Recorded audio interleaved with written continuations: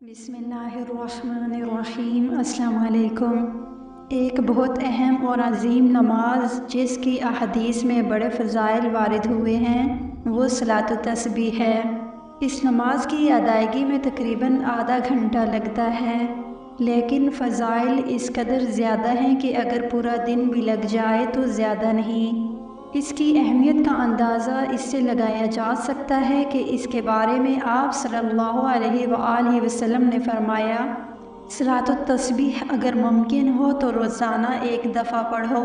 اگر یہ نہیں کر سکتے تو ہر جمعے میں ایک مرتبہ پڑھو، اگر یہ نہیں کر سکتے تو ہر مہینے میں ایک دفعہ پڑھو، اگر یہ بھی نہیں کر سکتے تو سال میں ایک مرتبہ پڑھو، اور اگر یہ بھی نہیں کر سکتے تو پوری زندگی میں ایک دفعہ پڑھو۔ صلاۃ التسبیح کی برکت سے اللہ تعالیٰ بکثرت گناہ معاف فرماتے ہیں۔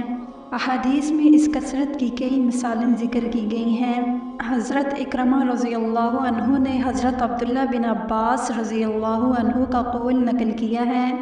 کہ نبی کریم صلی اللہ علیہ وآلہ وسلم نے ایک مرتبہ اپنے چچا حضرت عباس رضی اللہ عنہ سے فرمایا، اے عباس میرے چچا، میں تمہیں ایک عطیہ کروں، ایک بخشش کروں، ایک خاص چیز بتاؤں، تمہیں 10 چیزوں کا مالک بناؤں، جب تم اس کام کو کرو گے تو اللہ جل شانہ تمہارے سب گناہ پہلے اور پچھلے، پرانے اور نئے، غلطی سے کیے ہوئے اور جان بوجھ کر کیے ہوئے، چھوٹے اور بڑے، چھپ کر کیے ہوں یا کھلم کھلا کیے ہوں، سب ہی معاف فرما دیں گے۔ وہ کام یہ ہے کہ 4 رکعت نفل صلاۃ التسبیح کی نیت باندھ کر پڑھ اور پھر باقی نماز کا طریقہ سکھایا۔ طبرانی کی روایت میں ہے کہ اگر تیرے گناہ سمندر کی جھاگ کے برابر ہوں یا ریت کے ذرات کے برابر ہوں تو اللہ تعالیٰ سب کو معاف کر دے گا۔ اس سے معلوم ہوا کہ یہ وہ نماز ہے جس کے پڑھنے کی برکت سے 10 قسم کے گناہ معاف ہوتے ہیں، اگلے گناہ، پچھلے گناہ، قدیم گناہ، جدید گناہ، غلطی سے کیے ہوئے گناہ، جان بوجھ کر کیے ہوئے گناہ، صغیرہ گناہ، کبیرہ گناہ، چھپ کر کیے ہوئے گناہ، کھلم کھلا کیے ہوئے گناہ۔ ایک روایت میں یہ بھی آیا ہے کہ اگر تم ساری دنیا کے لوگوں سے بھی زیادہ گناہگار ہو تو معاف ہو جائیں گے۔ آپ صلی اللہ علیہ وآلہ وسلم نے ارشاد فرمایا، اگر تمہارے گناہ ریت سے بھی زیادہ ہوں تو اللہ تعالیٰ تمہیں معاف کر دیں گے۔ صلاۃ التسبیح کے بارے میں اسلاف کے اقوال بھی آپ کو بتاتی چلوں کہ حضرت عبدالعزیز بن رواد رحمۃ اللہ علیہ، جو حضرت عبداللہ بن مبارک کے استاد ہیں، فرماتے ہیں کہ جس کا جنت میں جانے کا ارادہ ہو اس کے لیے ضروری ہے کہ صلاۃ التسبیح کو مضبوطی سے پکڑے۔ حضرت عثمان حیری رحمۃ اللہ علیہ، جو کہ ایک بڑے زاہد ہیں، وہ فرماتے ہیں کہ میں نے مصیبتوں اور غموں کے ازالے کے لیے صلاۃ التسبیح جیسی کوئی نماز نہیں دیکھی۔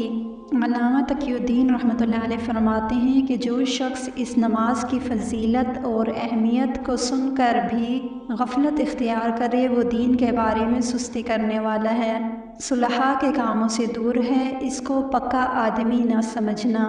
یعنی دین میں چست نہیں۔ صلاۃ التسبیح کی اہمیت اور فضیلت تو آپ کو معلوم ہو گئی، اب آپ کو صلاۃ التسبیح پڑھنے کا طریقہ بتاتے ہیں۔ اس نماز کے پڑھنے کا طریقہ جو حضرت عبداللہ بن مبارک سے ترمذی شریف میں مذکور ہے وہ یہ ہے کہ پہلی رکعت میں سبحانک اللہم کے بعد کلمات تسبیح یعنی سبحان اللہ والحمد للہ ولا الہ الا اللہ واللہ اکبر 15 مرتبہ پڑھے، پھر سورہ فاتحہ اور سورہ ملانے کے بعد 10 مرتبہ پڑھے، پھر رکوع میں تسبیحات کے بعد 10 مرتبہ پڑھے، پھر رکوع سے اٹھ کر تسبیح اور تحمید کے بعد قومے میں 10 مرتبہ پڑھے، پہلے سجدے میں تسبیحات کے بعد 10 مرتبہ پڑھے،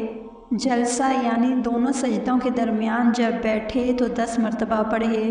پھر دوسرے سجدے میں تسبیحات کے بعد 10 مرتبہ پڑھے، اسی طرح دوسری رکعت میں سورہ فاتحہ سے پہلے 15 مرتبہ پڑھے، پھر سورہ فاتحہ اور سورہ کے بعد 10 مرتبہ پڑھے، رکوع میں تسبیحات کے بعد 10 مرتبہ پڑھے، قومے میں یعنی رکوع سے کھڑا ہو کر 10 مرتبہ پڑھے، پہلے سجدے میں تسبیحات کے بعد 10 مرتبہ پڑھے، سجدوں کے درمیانی جلسے میں 10 مرتبہ پڑھے، دوسرے سجدے میں تسبیحات کے بعد 10 مرتبہ پڑھیں، اسی طرح تیسری اور چوتھی رکعت پڑھیں، ہر رکعت میں 75 مرتبہ اور تمام رکعتوں میں 300 مرتبہ پڑھیں۔ اگر کسی جگہ تسبیح پڑھنی بھول جائیں تو اسے اگلے رکن میں گنتی پوری کر لیں۔